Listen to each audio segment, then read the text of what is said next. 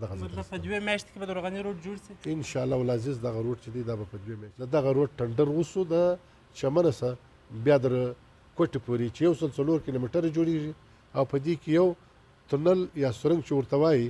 3.5 کیلومتره دی دا به هم پکښې د چمن روډ چې تر کوټې پورې ځي د کوژک په غره کې به ټونل وځي دا به د کوژک په غره کې وځي نوی ټونل جوړیږي دوستانو د چمن او ضلع کر عبدالله چې اوس ضلع چمن دی د هغه د پاکستان د چمن څخه د پاکستان د قامي اسمبلی غړي حضرت مولانا صلاح الدین ایوبي صاحب ته راغلي یو نوره مفصله یا تفصیلي انټرویو خو د چمن مشهور خبریال اختر ګلپام صاحب سره وکړله زما به له مولانا صلاح الدین ایوبي صاحب څخه یوازې 2 پوښتنې وي او هغه هم دغه چې تقریبا کال 1.5 کال مخکې د چمن د روغاني د روډ افتتاح وسوه او بله د وزیر اعظم میاں محمد شهباز شریف سره د مولانا صلاح الدین ایوبي صاحب د په کوټه کې د کراچي او د چمن ترمنځ د سړک افتتاح وسوله مولانا صاحب مننه چې وخت مو راکړئ که د دغه 2 پوښتنو جواب راکړئ افتتاح یې دواړې وسوې لیکن کار لږ سوکه روان دی ولې مختصرا دا درته وایم چې د روغاني روډ کې یو مشکل دا هم رالی چې کله دغه تبادله سره راله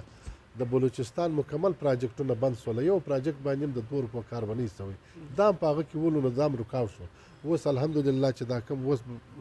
دغه سلو پیسې بلوچستان ته حواله سوې نو زموږ روډ به هم اوس د روغاني روډ به داسې په یو هفته اندر کې یا په 2 هفتې اندر کې پر ده باندې لږ کار روان شي دا کار به دغه مطلب په 2 میاشتې کې به د روغاني روډ جوړ شي ان شاء الله العزیز دغه روډ چې دی دا به په 2 میاشتې کې د خپل ځای او دوهم هغه د کراچي او د چمن ترمنځ چې د دورویه روډ یا ډبل روډ جوړېدی افتتاح شهباز شریف وکړه تاسو ورسره ولاست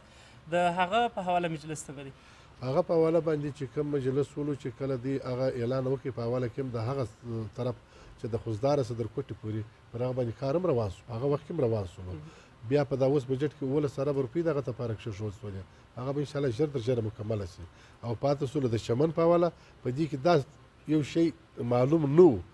چې دا به بیا دوباره دویم وار د کراچي سره شروع کیږي که د چمن سره زما زور پر دی و چې د چمن شروع کړو سړی دا بیا نه د معلومه چې څنګه شي خو الحمدلله زه په دې وتوانېدم او زه ډېره شکریا ادا کوم د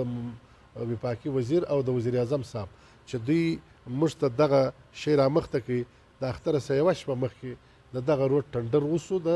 چمنه څخه بیا در کوټې پورې چې 104 کیلومتره جوړیږي او په دې کې یو تونل یا سرنګ چې ورته وایي 3.5 کیلومتره دی دا به هم پکښې کي چې په دې کې 80 اربه لاګت د دې به تقریبا تخمینه وي دا وسولو او د جنریفیکیشن جاري سولو او دا به زه ته هم نن در ښکاره کړم چې په میډیا کې تی ورکوي هم یې ورکوي دا وسو دا د چمن روډ چې تر کوټې پورې ځي د کوژک په غره کې به ټونل وځي دا به د کوژک په غره کې وځي نوی ټونل جوړیږي نوی ټونل او دا کار به تقریبا په څو وخته پورې کمپلیټ شي دا خو نو اوس ګوره پاکستان کې هر کار چې شروع شي خو نو کله کله چې حکومتونو کې تبدیلي سره راشي په دې کې دغه خو راځي لیکن دا دی چې دا یوارې د اینیچې په دغه کې رالی دا اوس د اینیچې په غاړه کې شو لکه د روغاني روډ چې زما په غاړه کې دی ته معنی لکه چې ولې نه پخېږي دا د اینیچې په غاړه کې چې اینیچې به خامخا پخېږي کېږي به خامخا ډېره مننه